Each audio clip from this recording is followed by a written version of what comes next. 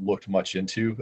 They're just not my focus or what I'm interested in, but I'm aware there's a couple of them that are, they're just, for lack of a better word, they're a tiny home, mobile home park is what I call them. I mean, just same concept is they've got their 10 or 20 lots. Some are there for, and they're all mobile. You can pull them on the trailer, what have you. Some are there for rent. Some are owned by the residents, and they just pay the lot rent essentially. But they're little communities of the tiny homes. I'm still not understanding the whole waste, septic, whatever thing. Do you have any insight in on that, Aaron? Yeah, we've been doing a lot of research on that actually, because we're putting the tiny house, it's actually at the lower end of our lot. So I don't know what the actual elevation drop is, but it's got to be at least 50 to 75 foot elevation difference. Our septic is up here and the tiny house is going to be down here. So we're trying to solve that as well. So there's three basic toilets. You have a regular flush toilet where you do need to either go into a septic or a tank. You can actually put like a standalone tank on your property as long as a truck can get there to pump it. Or there's the, like the composting toilets, which kind of handle everything. And then, basically you can take out the compost and dump it in a pile. And then there's the incinerate, which is like just burns everything together. And then you basically just have ash that you can just throw away in the garbage. The challenge for us is, since we wanted to be a B&B, but the challenge for us is being a B&B, it's basically, how do a bunch of strangers handle the toilet situation? Like with the composting toilet, you have to sit down all the time, every single time. Like guys cannot stand or it makes a mess, right? And in the incinerate, you got to put a bag liner in every single time. Otherwise it doesn't work properly. So that's the challenge. We're trying to figure out how to just make it as simple as possible for guests, but still being able to get access. So we're in the process of building an access road. I've got a guy starting next week, and we're going to be grading and putting grout, so I'm hoping that we can get a pump truck down there and then just do a standard toilet, because that's by far. Yeah. Nice. Yeah. Good stuff. Hey, Holly, can you hear me? Yes. You should, speaking of, since I saw you there and the subject that we're on, your lots that you're working on, you should plug into the tiny home communities online. There's a bunch of them, and let them know about your lots. That'd be there'd probably be some interest there. Get a tiny home going out on those lots. Okay.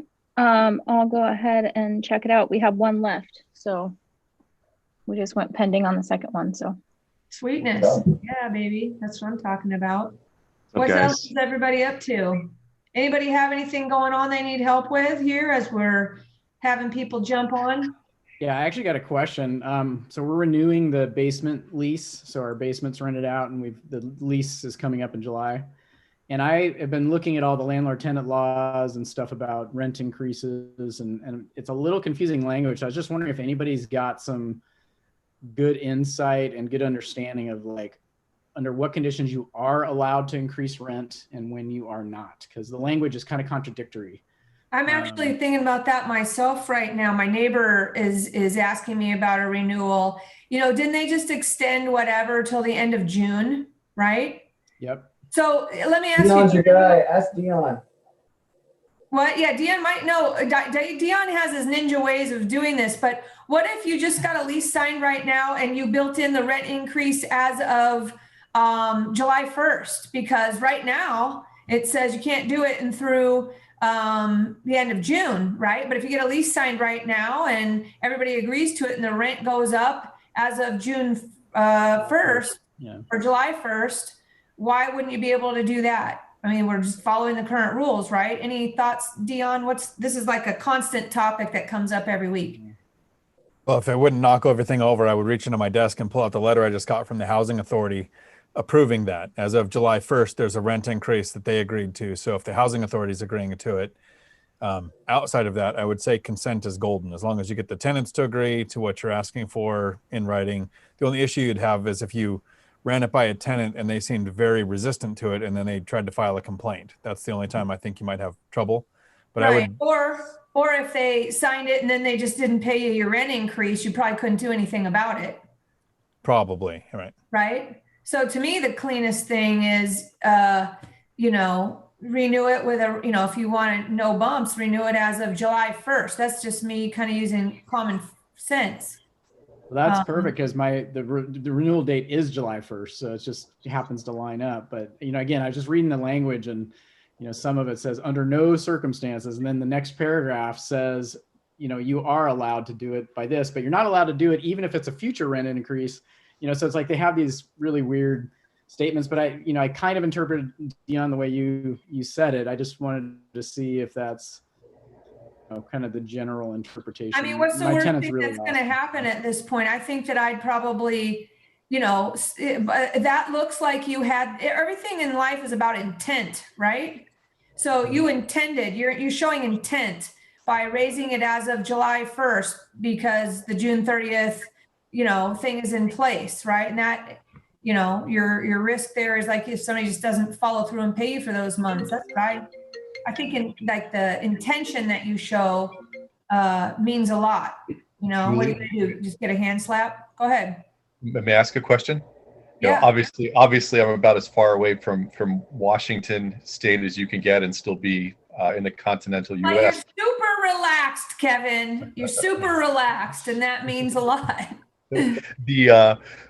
So I'm curious, one, if this is allowed there, because every place has its own rules and regulations, and Florida's a pretty fairly balanced landlord-tenant law state.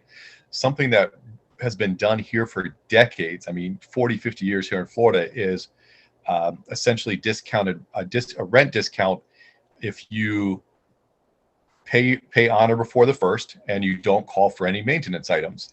And we're talking minor stuff like changing light bulbs, whatever. If the AC goes out or whatever, please let us know immediately. But essentially, for instance, if market rent might be $1,500 a month, most of us who are in this business long term, in particular, since we're not dealing with institutional financing, we tend to be able to keep our properties about $100 a month under market rent, which also leads our residents to stay with us longer. But what we might do is if a property is $1,500 a month, what we'll say is, all right, rent's $1,500 a month. If you pay on or before the 1st and you have no maintenance issues that month, you get a rent discount for $100 a month. So your rent's only $1,400. And where I'm going with this is I have another friend in a different part of the country where it's a bit more favorable to the tenants, landlord-tenant law. And on his most recent rental, he did something similar where the property he rented it for $3,000, but there was a $500 a month discount built in. And the reason he did that was if rent control comes in or you can't raise rents, in his mind, he's going to use that to say, well, we're not able to give as big of a discount anymore in the coming years to slowly recapture that $500 spread. I was just wondering if any sort of, if that's allowed in your area, not allowed. Nobody's really done anything like that in your area. So just curious. I find that very interesting about the rent control play there. That's an interesting one. My first thought when we're talking about this, though, goes to what does Albert and Keith think if I need to get a loan? Or I know, Kevin, you don't use banks, but if you're on seller financing or something like that, you don't necessarily worry about it unless you're thinking you need a takeout refi at some point. But if you're on any type of loan with a bank, what is a lender going to look at when they see that lease? Do they care, or they're going to look, if the lease says, hey, if you pay on time, your lease says your rent's $1,500, but if you pay on time every month, it's going to be $1,400. You guys are just looking at the deposits then, right? Albert or Keith? I would pray they look at just the lease and not read into it. Most underwriters are noobs, so probably not going to look into it. And some will catch it and they'll probably use the lower of. Yeah, that's if you have no taxes. Now, if you have taxes, obviously they're going to go off your taxes. Yeah, it's always going to be off taxes by default. So yeah, and then if you acquired it within the first 12 months or before the next taxes are due, then you could go off of the lease. But no, you're going to get the $1,500. They're not going to look at the discount. So that's interesting. So what does anybody think about that? Kevin's comments. Dion, what do you think? I'd go right back to whatever's in the lease. As long as both parties don't seem to have a problem with it, you'd be fine. Yeah. Good Yeah, stuff. the other thing is they do go off the lower of appraised value or current lease. So if your lease is way above market, then the appraiser's rental estimate rules, assuming no tax returns. Right. Yeah, And and I'm a sure purchase, and a Kevin's sitting purchase. here going, man, what, that's why you should never use a bank, right? That's the story there, right? I just like even you bankers even you lenders who want to do buy and holds would probably love to have some seller financing, right? I mean, I don't mean to. I don't intentionally dump on private lenders. Financial institutions, I definitely will, but it comes down to flexibility, the flexibility to basically create your own terms at any point in time, the beginning, the middle, the end, as people's situations change is what I want, and that's much more difficult to do. It's been my observation with any sort of financial institution or more professional lending operation, but financial institutions. Yeah, now I want to say two things to that, Kevin. I got a follow-up question first. What is the interest rate environment that you're paying on that? It depends. It really depends. I've done principal only payments to no interest. And I've done all the way up to 8% on seller financing because the property could carry it. I've had terms anywhere from 40 years amortized. I know people with crazy weird amortization schedules, like 53 years. I've had 30 years am with a 10-year balloon, 5 years interest only. I mean, it's always comes down to what are the unique circumstances of the seller that I have to solve, and then I can create the terms that they require, and that still makes sense to me. Yep, and that's what I wanted to bring to light. Like the market in the financial world is very set, right? We've got a little bit of margin based off the operational expenses of each different mortgage company and financial institution. But like Kevin just said, if you could dive into the needs and requirements of that seller and build it out custom, yeah, it's absolutely 110% more flexible than anything you're going to get from a bank or a mortgage lender. So it's so powerful. And why I wanted to also bring that out of Kevin is because a lot of people say, oh my God, it's going to be 8%. Who cares if you can amortize it over 40 years or 50 years or whatever? Because guess what? That then squishes down the payment and it's a lot smaller. So what happens is people get this mindset of sticker shock and say, no, I'll just go over to the lender because they're at 3.75 or 4.25 or whatever the current investment rate is. But then you're going through the whole laundry list of W-2s, tax returns, this and that, and blah, blah, blah.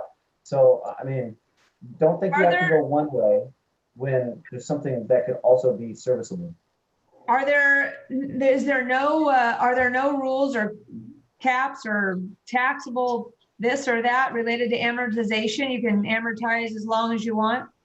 We haven't private notes are private notes. Private notes are not monitored unless that individual doing the private note with you, that seller, is doing more than 5 of them in a year, and it's on residential property, 1 to 4 unit. If they do more than 5 private notes a year, then you kind of fall into, you should be licensed, you should be following the proper rules and regulations. So, that, Kevin, you're not dealing with people that are doing 5 a year. You're dealing with these one-off sellers that want to get rid of a house. That's absolutely correct. And what we see is, I had a 3-leg exchange where each leg was over $1 million, which in Florida is still a lot of property. It's not like in Seattle where that's one house. There was multiple properties involved, and when you're dealing with investors, like you said, even with multiple properties involved, as long as it's not residential, you can pretty much do as many as you want to, and no one's going to bat an eye as long as it's an investor. The moment you start dealing with residential, retail, residential owners or occupants, I should say, owner occupants, then you run into the Dodd-Frank and all kinds of adventures that you guys in the lending industry have to be extremely careful of. I mean, like I said, once again, it sounds like sometimes I'm dumping on mortgage brokers and good private lenders, and I'm not, because they serve an extremely important industry and piece for both residential and investors. just as long as you know what you're doing with it. And I certainly wouldn't want to have to deal with the rules and regulations that you guys do. It'd hurt my heart. What else is going on? Anybody else have anything? Go ahead, Kevin. But what Keith, it was Keith, correct? Yep. That's correct. I remember you from the very first meeting I sat on. I was extremely impressed with you, and I never got the opportunity to tell you that because you were talking about lending, and I was just like, wow, this guy knows what he's talking about. So sorry for that. So There's something, a little bromance happening right Yeah. before. Hopefully Troy's not on and doesn't get all kinds of jealous. So this is something that actually came up from the last meeting I sat on and of yours, the last Seattle Investor Club meeting I sat on. And I thought I'd share it with your group, talking about how to find lending that's a little differently. Is someone mentioned a seller finance deal that they had done that they're really happy with, and you will find people, whether they're just getting tired of property management, whether they're in an area where they start getting concerned about the rules and regulations as it pertains to owning rental properties, and they want out, and they no longer want to own rental properties. They don't want to even control rental properties in an area like San Francisco and Seattle. So what an investor such as myself can do is, and you don't want to do this too many times a year because then you can get stuck with the dealer status. But let's say, Julie, you were looking for a $800,000 house in Seattle, and you were going to get a conventional loan on it. You can afford it.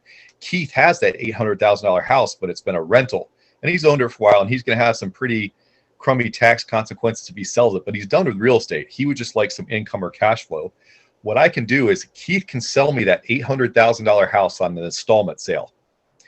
Okay. I can turn around and sell that house to you for $800,000 cash. If I've sold it to you for $800,000 cash, and that's what I've agreed to pay Keith, do I have a taxable event? No. And then what happens? So then you're like, there's a middleman there. Right. But now what happens to Keith, but Keith now has lost his collateral because I've sold the house that I've agreed to the installment sale on. What we do is we now take your cash, pay off other properties that we might have debt on, or if we have a bunch of free and clear properties that we want that cash that we're not going to have to pay taxes on, essentially now, we just take Keith's installment sale and move the security to different properties that he approves of. Ninja. And right? that's a way that it's, So we can. are you saying that you're saying that you inserted yourself in the middle because it was your opportunity, or you did it because it solved somebody's problem? It solves several people's problems. Keith in this story, this scenario, he wants out of the rental business, but he wants to spread out his taxable gain over many years. So he's willing to sell me on an $800,000 installment sale. And let's just say we negotiated 6%, 30 years amortization. He's happy with that. Okay. What I'm doing is I'm then going and selling to you, a retail buyer, for $800,000 cash. I can then take that cash, essentially tax-free, because I'm selling you the property for exactly what I'm buying it from Keith for. And I can use that cash for what I want to. I can pay down higher interest debt that I have on other properties. I can, do whatever I want with it. What Keith is then getting is his original collateral was that $800,000 house he owned. But what he is doing, because I am giving him this installment sale on 30 years of amortization, he's substituting the collateral at closing from that house that you're buying as the retail buyer, and he's moving that collateral to other real estate that I own that he likes better. So he's still secured on his installment sale for many years to come. And where are you making your spread? I'm making my spread because that $800,000 that I took tax-free, I'm either using it to acquire more properties. I could live off if I wanted to. If I have interest on properties or debt on properties that's above 6% interest, then I'm using that money to pay off that higher interest debt and increasing my cash flow as a result. There's something that I probably put in a little graphic for you that might be easier to follow. Is it kind of like it's a zero interest loan for you? No, it's not zero interest, because in the story that I created for this is I'm agreeing to pay Keith 6% interest. Okay, gotcha. On his installment sale. Keith is taking an installment sale, but he's substituting the original collateral for other collateral that I have that he likes better. that he's willing to accept as security. Like he probably wouldn't take that $800,000 note and put it on $800,000 worth of properties. But if I go to Keith, even if he's on the opposite coast in Washington, I say, Keith, I mean, if you want to write off a trip to Florida, by all means come. But I have legitimate $1.6 million worth of properties here, 50% loan to value that I'm willing to use as collateral for this installment sale that we're going to move there. The substitution of collateral, does that make you feel safe? And if the answer is yes, then we have a deal where everybody's happy. And then you're figuring out on your end how to pay Keith his 6% and still make money on your end. It's easy. If I'm replacing existing debt, if I'm using that $800,000 to pay off $800,000 in 8 or 9% debt, and now Keith's replacing that with 6% debt, my cash, even though my overall amount owed may be the same, it's my cash flow is increasing because I'm going from a 9% loan to a 6% loan, or 6% debt essentially. Oh, that's a good one. That's a very good one. You guys follow on that? Yeah. But Keith has the permission, right? Of He your has loans without the charges that usually come with it. Pardon? Could you say that one more time, please? Is it kind of a refinancing of your loans in that scenario where you're replacing higher? Refinancing without the financing cost. Yeah, you could consider. I guess you could look. I've never looked at it as a refinance because an installment sale is not debt. You're paying off. You're purchasing equity and payments. So I've never looked at it as refinance. But I suppose if you're looking at it from the traditional, someone has made you a loan perspective, it could be considered a refinance. That's one way to look at it. Good stuff. But a refinance pays off an existing debt, though. In this case, you're just moving the note to new collateral. You're assigning it to a new property, right? Correct. Kevin? Yes, Albert, you're correct. So that note stays in place. But as part of him doing that, Albert, he might be paying down some debt on one or more of those properties to leave the room potentially that's needed for the loan to value collateral or bettering his position. Let's say I have 8 properties with $100,000 in debt on each at 9%. I take the $800,000 from the closing when Julie buys the house and I pay off those 8 properties, and now they are the collateral for Keith's installment sale. Right. It's all good stuff. Gets everybody thinking about, what do I own? What are my rates? So Right? in that scenario, Kevin, you have 8 liens on those 8 properties. You pay them off, so now they're free and clear, right? And then you go to Keith, you borrow that note for $800 at 6%, and then you do a blanket loan or a blanket collateralization on all 8 properties, right? That's how I would that's how I would choose to approach it. Everybody's a little different in that situation. I mean, someone may want, just 8 different 8 individual notes for some reason, because if someone's sophisticated, We call that the slice and dice, right? Because then then it's easier to sell some of those exactly. properties. Yeah. Well, sell or trade or do whatever. For me, going back to notes, as we've talked about before, Julie, is if someone has a note to me and says they need some money, happy to pay some of that off at a discount at any time. Right. So, but if you were to, well, it would be Keith in that case, carrying the note, right? And his note might be more, if we're turning gears a little, another branch on the tree here. If Keith wanted to sell his note for some reason, would his note be more attractive and valuable if it was not for $100,000 notes?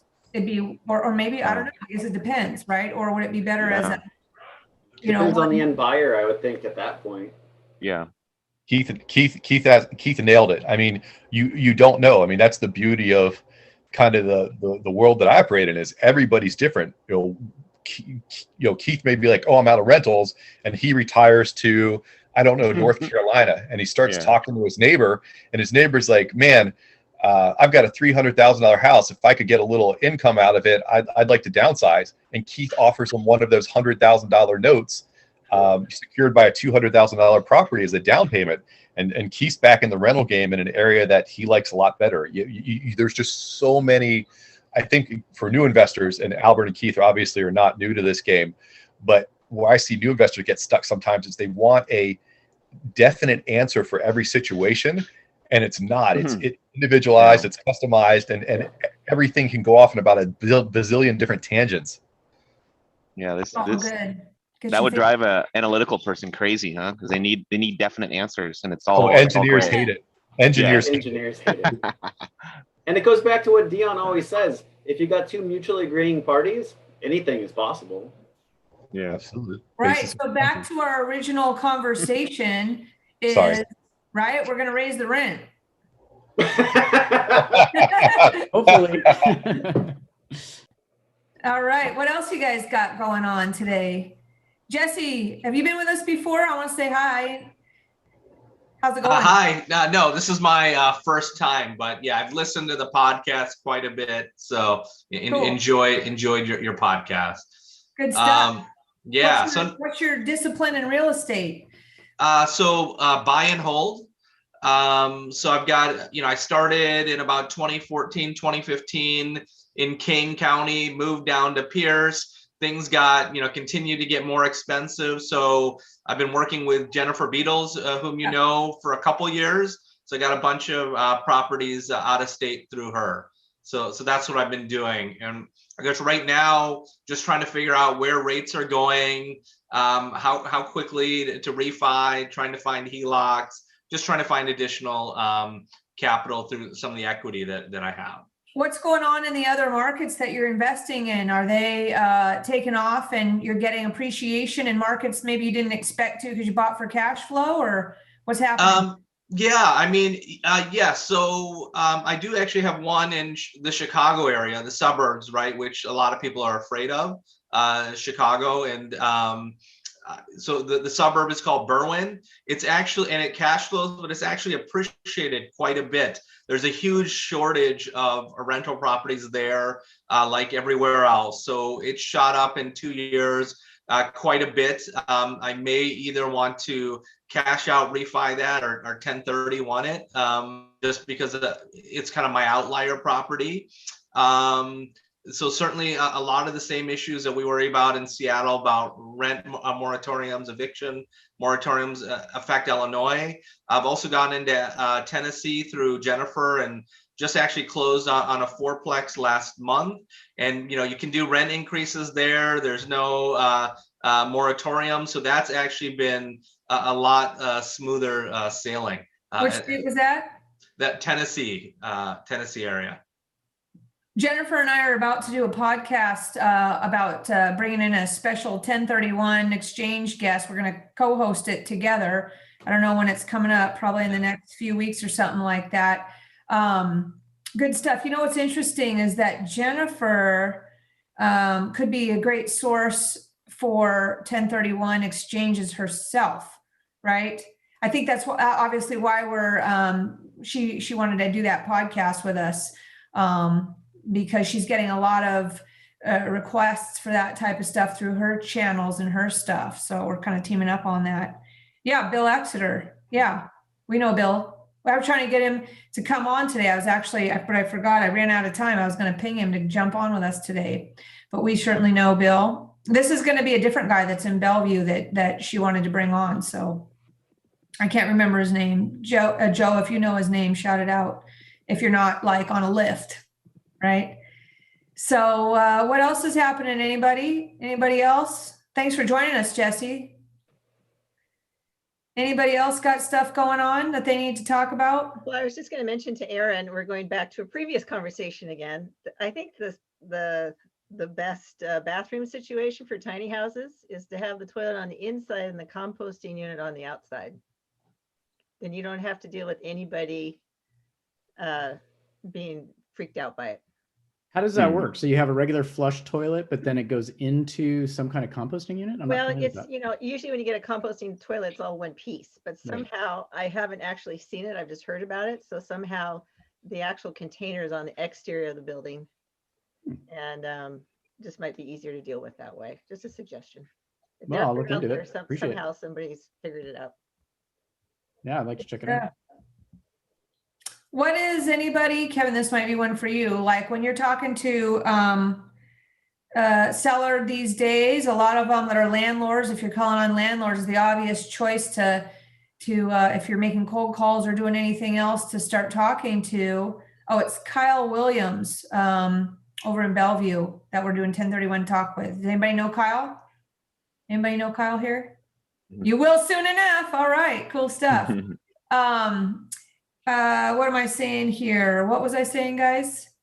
I was saying, oh, a lot of the sellers, even today, 2 conversations with landlords today, just based on some of the cold calls that I'm making, doing a lot of training for my team to make cold calls. It's a great time to do that. It's always a good time to do that. But a lot of sellers talking about, their tax bill if they were to sell, right? And usually, of course, I'm bringing up the structured sale, or I had a guy that's a CPA today, of course, knows all about, 1031s and all that stuff. But I was able to talk to him about, like lease options as well as a solution. Because part of the problem, people that want to do an exchange is finding the exchange property, right? You only have 45 days to identify, right?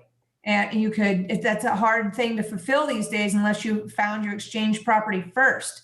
And one of the options that I'm talking about with sellers, Kevin can pipe in on this, on how he'd respond, when I'm trying to place retail buyers as well, but is to offer a lease option where my buyer goes into a option to buy with that seller, where the seller might be in a little bit more control of when they can pull the trigger or when we are going to exercise that option to buy, purely to give them the runway to go find their exchange property without burning through their 45 days.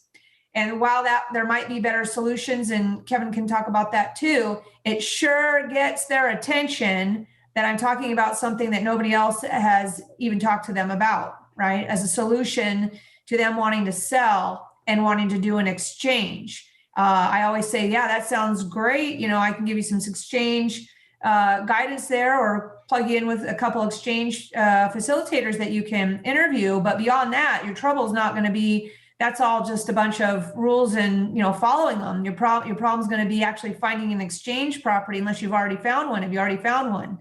Right. And then offering them that solution of maybe a lease option might be the way to help them to stay in control of not losing the opportunity to do their exchange because of the 45-day issue to identify. You guys following me? Yeah, question on that though, Julie, is like how, since the buyer usually has control of when they pull the trigger, how would you like contractually indicate that the seller has some, also has some control? What I would do is I would use like an outside close date, right? I mean, everything's negotiable, so there is no rules, right? So this is, right now, buyers are desperate to get properties. They're not the ones that are leading the control button there, right? So this is a pivotal conversation for what's going on in today's market, where the buyers are just desperate to find anything and offering up all kinds of flexibility and this and that. So you can simply just write in like an outside close date, right? Or, and then require, of course, a seller to give, probably more than 30 days notice. Because if the buyer is getting a loan or something like that, then they need to have time to get that, teed up and closed. But in my opinion, it doesn't matter. You can write in whatever you want to manage that, because there are no rules, right? Does that make sense? I would have the buyer, contract law. Right. And so you just have to think forward, like, well, what if interest rates go up and they're getting a loan, right? So you have, there's a lot of contingency planning that needs to go into that. That's actually the fun part, is to think through all that stuff. Because if they, I've done it before where I've even built in, we were in a potentially declining market and I built in a waterfall on appraisal. Like if we pull the trigger and it doesn't appraise, here's the waterfall of who's going to pay, how it's going to be, the purchase price might be adjusted if it doesn't appraise, right? Pretty much my buyer and seller were splitting it down the line, right? With just a kind of a waterfall of appraisal values. You could do all kinds of stuff. You could build in a waterfall or some sort of thing related to interest rates. You could write in whatever you want. The point is, you sound different and you will keep the conversation going, right? In that scenario.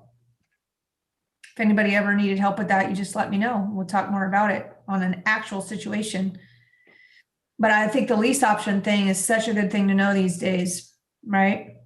Even just to get the conversation started and then shift the conversation more towards, you know, what Kevin's talking about with a structured sale, an installment sale, and all that kind of stuff, right? Point is to offer solutions that are different than what everybody else offers. I like lease options, Julie. Those are nice. Taking them out. Yeah, I'm sure you do, right? Yeah. You can manufacture 0% down scenarios by doing them. So 12 months of rent, buying a lease option is considered a refi. Right. Or you can get rent credits. So sometimes you're required to release an option fee, right? But I guess that just goes towards the purchase price, right? And that would, go ahead, Kevin. You structure anything you want, though. I'm going to have a question for Keith and Albert in a moment, coming from a real life story. And I'm just curious because, once again, it may sound like I know what I'm talking about from the structured deal and creative side, which I have some confidence in my abilities, but I am borderline incompetent / challenged when it comes to how I would say the more professional side of lending works. It's just not what I deal in, so I don't understand it. But just a couple quick comments for the listeners, in particular the new investors as it pertains to lease options. The first is, if I was going to ask for an option, don't ask for an option. Ask for the right to buy the property. Don't use the word option. I just ask for the right to buy a property, because that, in particular, when you're dealing with a civilian seller, which means a non-investor, it doesn't sound as scary or as technical where they immediately want to run to their attorney or their CPA. Kids. Sorry, children really quick. The other thing is, although most people, including myself, I'm guilty of doing this, use lease option interchangeably, technically it should be a lease with option to purchase, because a lease and an option are two separate rights. They convey two separate benefits. So they can be, you can get a master lease from somebody, you can get an option from somebody, you can get a lease with an option from somebody. And that's extremely important to remember. And just because you can't get both, don't be afraid to settle for one. And then the other part of it is, when you're receiving an option from somebody, there has to be a consideration. They can't just give you a free option. So that consideration, though, most people believe it has to be in cash. It can be an option for management. It can be some other consideration that isn't cash, but there has to be a consideration given, a value given, in order to receive that option. So I would just keep those little items in mind as you're dealing with leases, master leases, and options. Albert? I'm just thinking of it from a conventional standpoint, because consideration could be used as faux down payment. At least I've done it before. I don't know. That's actually what I wanted to ask you. Oh, go ahead. Yeah. That's actually what I wanted to ask you and Keith about, because I ran into something interesting. This will totally ruin my reputation, but well, this isn't in ruins already because I know Troy. But my personal residence, which is in an A-class neighborhood in Tampa, Florida, I actually acquired it on lease with option to purchase because I solved a problem that the seller had. It was an excess property, and I actually figured, man, interest rates are so dumb low that why don't I just go get a real loan on this? So I can say I actually did a bank loan one time. I mean, it's my personal house. Why not? So the property, my purchase price was $429,000, and my option was for $30,000. By the time I went to execute the option, the house was worth $600,000. So a tremendous, a decent spread there, right? I would consider that a safe loan. What do you mean your option was 30? What do you mean? My option consideration was 30. So you paid 30 grand, right? To get that right. Correct. You got it, Albert. So at closing, I was going to need $399,000. And by that time, the house had appreciated up to about 600,000. So, a nice little spread there as far as, equity in the property. What I was told when I went to a conventional lender, and after hearing this, I was just like, I'm so done with conventional lenders. And I just called a friend who's a private lender, and he just gave me the cash for it. They said that because it was an option and that the strike price was $429,000, although I'd been paying a lease on the house for 18 months, that they could not take into consideration that the house was actually worth 600, that they had to base it upon the value of the contract, which was 429. So they wanted me to have PMI insurance and all kind of stuff. And I almost made some extremely rude comments, which is out of character for me, but I was a bit shocked. So I was just curious in how you guys, the professional lenders, not big institutional lenders, but professional lenders, you and Keith, how you handle options in your business. Just curiosity, because I don't know. In the case of the option, because on conventional lending, the loan to value is on the lower of purchase price or market value, which in your case, it will be purchase price. So you'll be screwed. However, if you structured it as a lease with a rent credit, you could have done a refinance. Well, I guess I'm trying to think about a scenario. It's these are creative financing techniques are really gray area. I was able to do 0 down, but it was a land contract. It was a little bit different.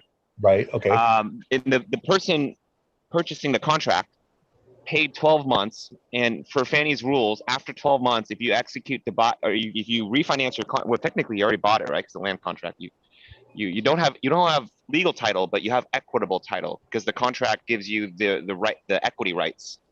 And they paid 12 months, and after 12 months they refinanced. We were able to use market value, which was way higher by then because the market went up, and we were able to do 0%. No down payment, basically, because it was considered a refinance instead of using the purchase price. But your case is different because it's an option. It's not a land contract. So yeah, in your case, it would be the lower of purchase price or market value at the time you exercise. I'm extreme. I typically am not caught off guard, but as I said, I was extremely surprised by that, having no experience in dealing with institutional or mortgage brokers or traditional finance, for lack of a better word. That's a valid thing to consider, though, right? Because a lot of people might get into it with the intention to refi out, right? Or close with a conventional lender, not refi out, but close the actual purchase on the option. And I was using the word lease option loosely. I do mean option buy, but that's a really valid situation, right? In regards to figuring out your down or your PMI situation or whatever. Like Keith says, though, today, is PMI a big deal if you can keep money in your pocket? No. Yeah. At the end of the day, it's not that PMI is really cheap lately. If your credit's good, it's like dirt cheap. How is PMI calculated? How does that get calculated? It's just like anything else as far as risk-based, it's loan level pricing adjustments or PMI pricing adjustments. So it's based off your credit score, based off the occupancy, it's based off the number of borrowers that you have. It's based off of location of the property and then property type. So I'm doing on Mortgage from a Treehouse tonight. I do a live every Thursday night at 7 p.m. I'm talking about second homes and vacation properties. And I just did a quick $400,000 loan amount on a vacation home at 10% down. It was $90 a month for mortgage insurance. And people want to drop 30-40% on vacation houses. I'm like, why the hell would you do that? You can put that money to use somewhere else and pay $90 a month for mortgage insurance. People might do that to control their payment or their monthly. A lot of people still have the perception that they need 20 or 30% down. So since it's not owner occupied, they think they need 30% down. Since it's owner occupied, they think they only need 20% down. And then I blow their mind and tell them, yeah, you only need 10. Well, that's a tremendous value if you're wow. Yeah, right. What I've seen is MI has been about 0.2%. So that's how lenders they do an annual premium. So the best I've ever seen is 0.18, meaning or basically 0.2% a year. So how we calculate that is we take that funky percentage, we multiply it by the loan amount, and then we divide it over 12 months. And it's micro, it's super small. I was just thinking of that loan amount Keith just mentioned. Some lenders would probably price it around $72 to $80 a month, but 90 is pretty good as well. That's really good. So it's really low, kind of what Keith mentioned. PMI right now is great. Yeah, Albert, that was second home. That was second home price. I did owner occupied, so you could see it next to each other. Owner occupied was the 0.18 and was $50 a month on a $400,000 loan amount. Oh, and people want to drop another $50, $40, $80,000 on their house. Like, go put it in the market. Go buy another house with it. Or I'll let Kevin borrow it for 6%. Right. Yeah, exactly. I mean, even just to like present value versus future value of that, it's fantastic. You know, the time value of money. And Julie, that's actually an interesting question for you. Have you ever had anybody on your podcast who really went through a financial calculator and did present value versus future value and all that kind of fun stuff? No. Fun stuff. Sorry, I understand that term may be used loosely by some people. That's let me think of who might be good for your podcast for that. That is such a powerful tool if you get into the and I don't know if Albert and Keith play in that realm whatsoever, buying discounted notes, things of that nature. As someone who invests out of their self-directed IRAs, that's a tremendous aspect of what we look for is purchasing discounted notes that potentially give exceptional yields. Yeah, think of who that is. We'll have them on. Look who's here with us, Justin Cambra. What's up, Justin? I don't know if you guys have listened to the podcast that we did with Justin and Albert, but it is badass. If any of you have any RSUs or, day jobs and you're an investor. What's up, Justin? Congrats. Looks like you just bought what, number 29, did you say? Yep. Yesterday was number 29, a single family, which is pretty rare. Oh, 29 units. I thought you meant number 29 best podcast for nuts and bolts. No. Yeah. 29 properties, 63 doors. Do you know Dion? Yes. Okay. I actually had Dion come. I have a real estate meetup for Amazon employees, and I had Dion come out last month. Nice. Good stuff. Awesome. That's a good one. Man, I would love to attend that meetup. Throw me in there. Right on. So how'd you get number 29? So how many properties have you bought this year? Is that one? Is that the one this year or for you, Justin? I think it's just the one. And how did you get that deal? How'd you find that deal and where is it? This one's in Milwaukee. It was MLS deal. It was a bank foreclosure. Milwaukee, yeah? You're a Milwaukee fan. Yeah, most of mine are there. 20 of the 29 are in Milwaukee. Why do you like Milwaukee? And you're just picking them up right off the MLS, huh? Yeah, most of them are MLS. It's just because the cash on cash is pretty high there. Are you having to compete on the MLS at all? Oh yeah, this one was listed for 60,000. Ended up it was 83,500 is what I purchased it. So yes, it's definitely it's a fixer upper one. So I've got to put in probably 30,000 into it. Probably be worth around 140 when I'm done with it. Those are some numbers that are different than Washington, huh, guys? Yeah. Right? Did you say you need to put 3,000 in it? That's it? 30. 30. Okay, I was like, 30. What could you do? Even in Milwaukee. 3,000. Like cut the grass. Right. Darren, go ahead, ask your question. Yeah, I was just kind of following up on the conversation about lending on second homes, vacation homes, rental properties. So you mentioned that you can get better LTVs now, like with 10% down. Like, would that count for a loan to a business as well? Or is there different requirements Conventional. for minimal down?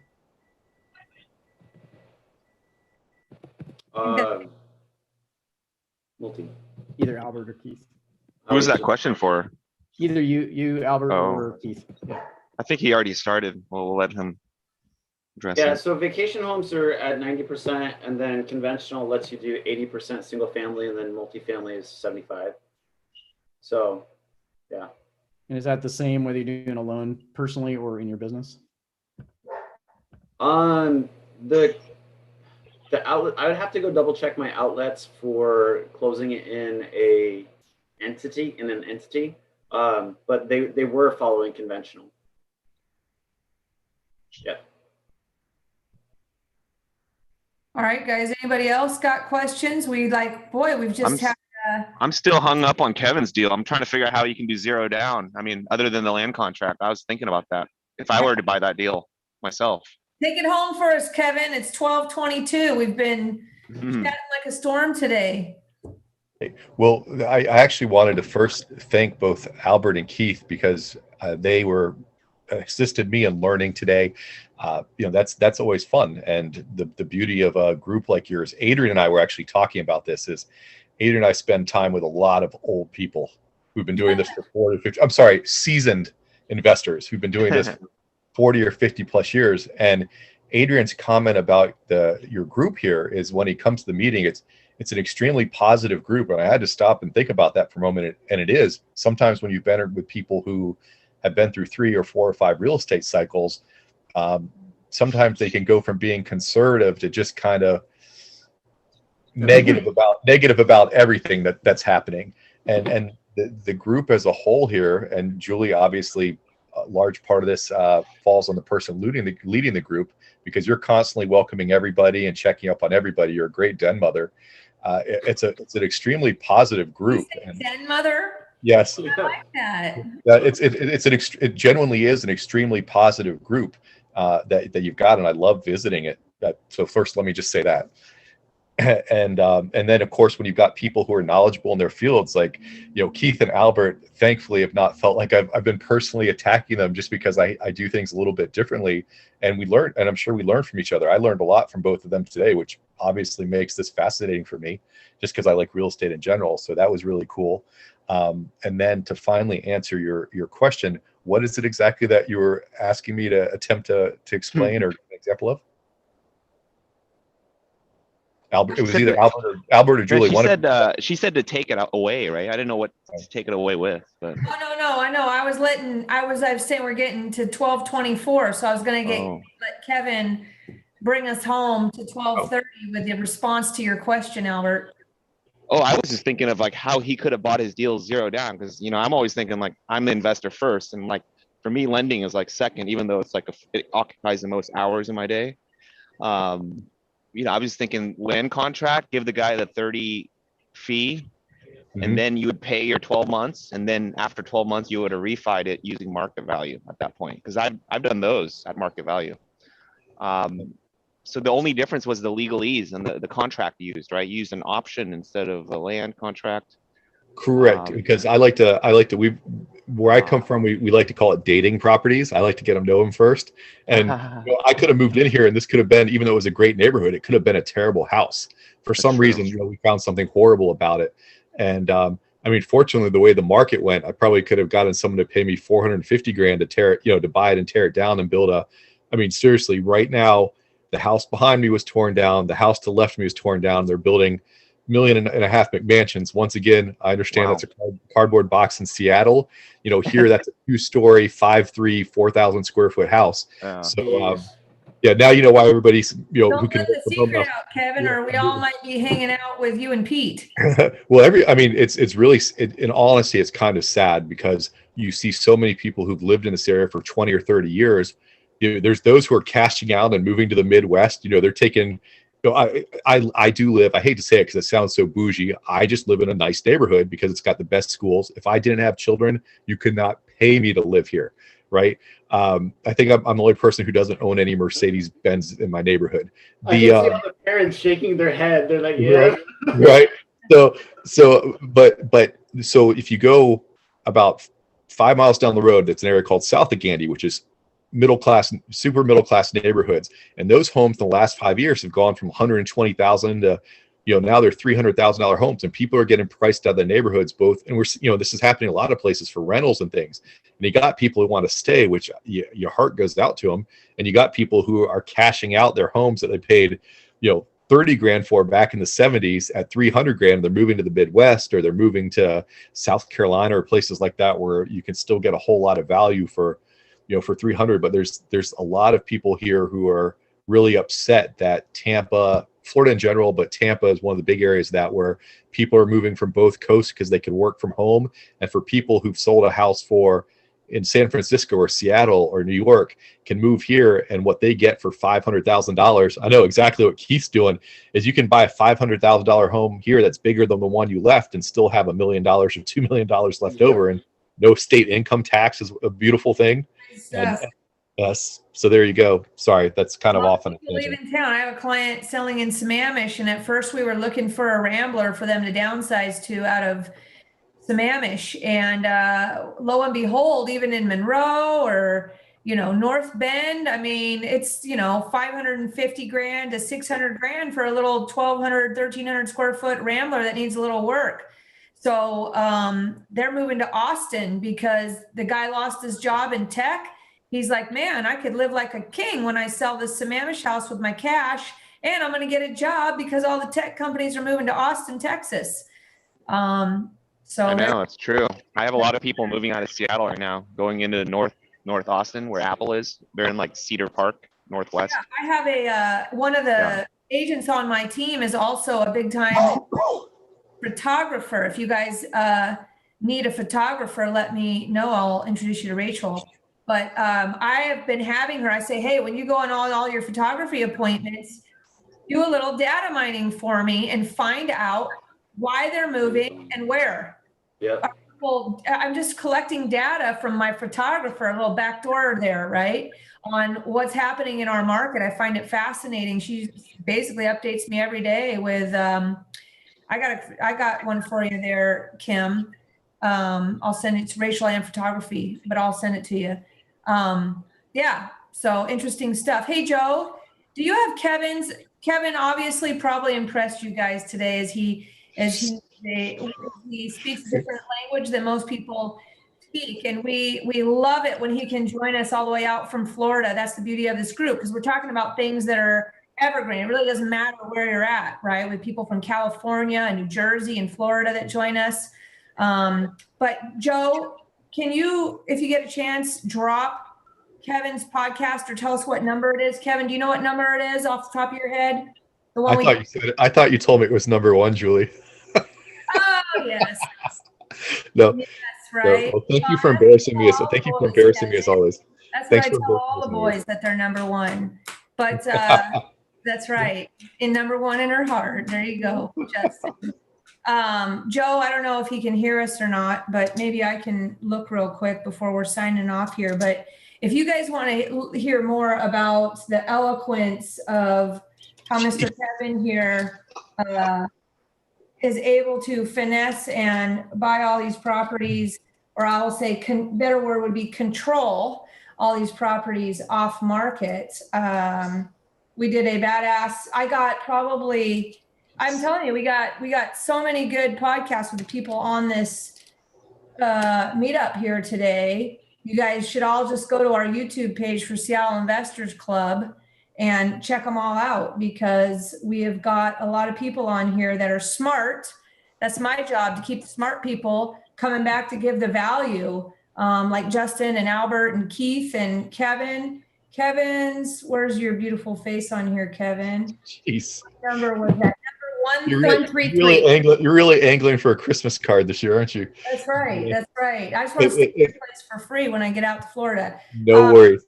So Julie, we got a lot of great, if you guys haven't been to our YouTube channel, go to the Seattle Investors Club YouTube channel and click on the menu there for videos, and it'll pull them all up, hundreds of them there. And we have ones that we've done with Kevin. We have ones that we've done with Keith and with Albert. And Justin, I don't know who else is on here today, but check them all out. Adrian, right? We did Adrian. We were happy to meet through Kevin. We have Aaron Royce on there. Too many to note, guys, but so jump on our YouTube page and look for those podcasts with Albert and Justin and Kevin and Keith and Aaron Royce Anybody else out here who's been on it? Julie, may I throw one small comment out? Yes, sir. Your experienced investors on this call or experienced industry people are going to know this already, but this is a relationship business.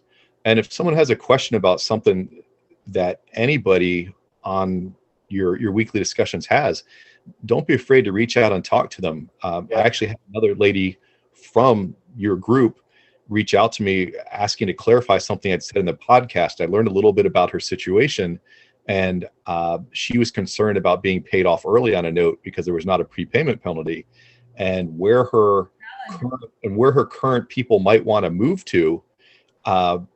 I was able to say, well, I have a friend there who's a great real estate investor, but also a broker. If he found them a house that they liked and that you liked it as security, they would probably like to keep your financing in place. Why don't you just move it there? And she liked that idea a lot better than being paid off. So if anybody's ever got a question about something I said, if you listen to my podcast, I didn't come up with all this stuff on my own. I just happen to have some great teachers who've been doing this for 40, 50, 60 years, who are some of the best that have ever lived. And this is how I pay it forward. So if anybody ever wants to call and talk to me about something I've said or a question you've got, I'm happy to answer anything. And I would almost be willing to guarantee that anybody on this call who's an experienced investor, based on what I've heard them say over and over again on multiple group meetings here, would be willing to do the same for you. So don't be afraid to reach out and use a telephone or have lunch with somebody. That is the beauty of this group for sure. This is all boats rise. Everybody helps everybody. No secrets, no nothing. That's what we like. Yeah, you guys, and do a favor, listen to Kevin's podcast or the ones that we've done with Albert and Keith, because a lot of the stuff that we're talking about, you're going to get way ahead and might actually provoke some additional, either get your questions answered or provoke some additional questions. So when you do reach out, we can all be efficient with everybody's time and everything like that as well, right? What's the best way to reach you, Kevin? I have one quick question. Have you guys heard any rumors about either King County or Pierce County possibly moving back to phase 2 and how that would impact open houses? Well, I'll tell you, a lot of brokers probably aren't even doing them right now because the market's so crazy. I mean, if we moved backwards, we couldn't do open houses. I haven't heard that we're moving backwards, but after spring break and all the traveling and all that, who knows what will happen. Maui was great. I sent Julie a picture. Brandon Turner got COVID. Did you see that? No. Yeah, his whole family, I think, did. And what's a bummer is that Tarl and all those guys are over there for Easter, all chumming it up. So hopefully our friends all stay safe over there. But yeah, I did see that. There's Kevin just dropped his contact in the text if you guys want to call him. If you're not using the chat very well today, I'm going to shout it out to you. You guys can reach Kevin Kalinsky here at 352-474-8742. But he did take a lot of time to do that podcast. And so I hope you guys listen to it.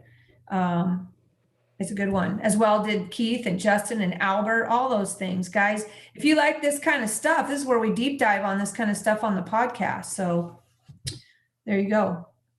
There you go. All right, guys, I'm wrapping it up. 12:35. It's spring break here for me. And I've got two little girls that are giving me the googly eyes over here. So me hitting Stevens Pass tomorrow with all this new snow. Anybody else? Anybody else? Yeah. Little snowboard central tomorrow. All right, guys. Enjoy yourself. Get some for me, Julie. I will. Everybody, thank you so much for joining us. And we will see you next week or whatever you want during the week on SIC's Facebook page. See you guys. Bye, guys. Thanks, Kevin. Thanks, Albert. Thanks, Keith.